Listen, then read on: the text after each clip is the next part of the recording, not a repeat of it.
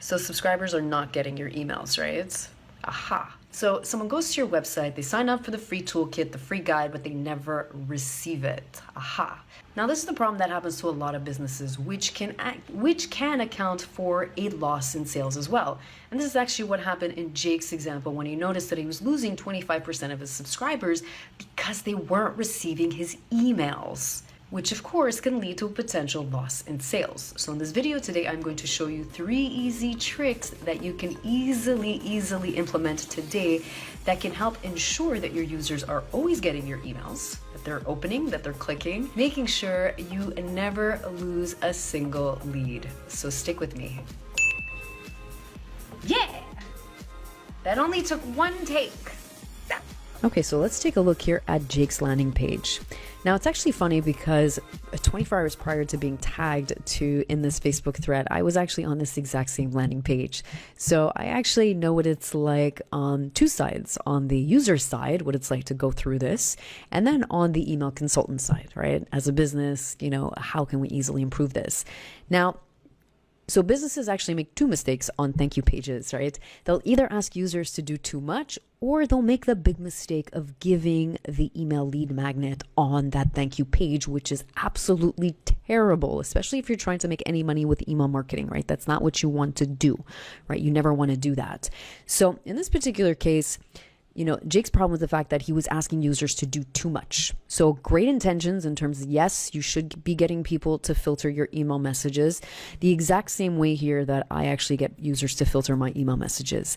The other thing that Jake could improve in terms of trying to condition users is, like I did on my page here, I actually just created a quick 30-second video for users for them to actually see what it's like to filter messages, okay? As opposed to sending them to an Aweber where, again, they're on this page where they need to pick something, and not everyone is super tech savvy. So, and anytime you're asking users to do more than 1 or 2 steps, you're going to end up losing. You will end up losing them, right? So this is why, yes, you want to condition them. Yes, you want to show them how to filter, get them to filter, but then show them an easy way how to do it. That's what you want to do. So that's an easy way to improve right off the bat.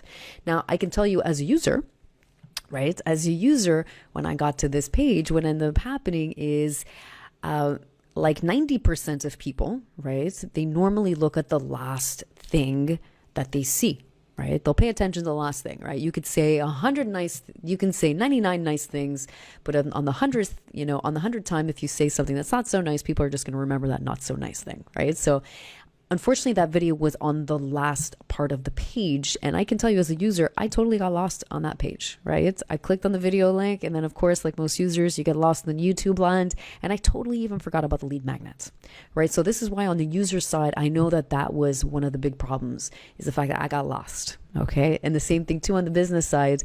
Yes, you're asking users to do too much. Now, of course, that video could actually be used as content for your emails, right? So no content is ever wasted. Okay. And that's the thing, is you never want to give people too much content off the bat. So now let's actually go to the email welcome message and see what we can do to actually improve that. So here's the email welcome message. Now, when it comes to email, everything above the fold is the most critical aspect. Okay, it's the most critical thing. So we can see here that the lead magnet actually is all the way at the bottom here. So it's actually quite long, this email. So what I would do is actually remove 90% of the content on here, and then I would actually move the call to action, the download right there. Now, another one of Jake's problem was the fact that he wanted a way to confirm that people were actually receiving this lead magnet. Now, one of the tricks I always love to do is, I am a huge advocate of engagement and triggers, a lot of it based on email action triggers. So what I would do in this particular case, if Jake wants to confirm that people received it, right, is that when people actually click claim your download, what I would do is I would automatically send another email saying, hey, we saw that you received this. Guess what? We have another free guide for you. Something else that would get them to engage. So you want obviously another valuable piece of content. Keep it short, keep it sweet, okay? But you want to make sure that you send that engagement trigger less than 5 minutes after people click open and click on this email. That's what you want to do. And that's basically how you ensure that people received your email, right? Because yes, you can see by the opens, yes, you can see by the clicks, but you want to make sure that yes, if they get that email trigger, then they clicked on that link. That's an easy way for you to basically be able to see that right off the bat. So there you have it. There is 3 simple, easy tricks that Jake could do right now to instantly improve and ensure that his users are getting his emails.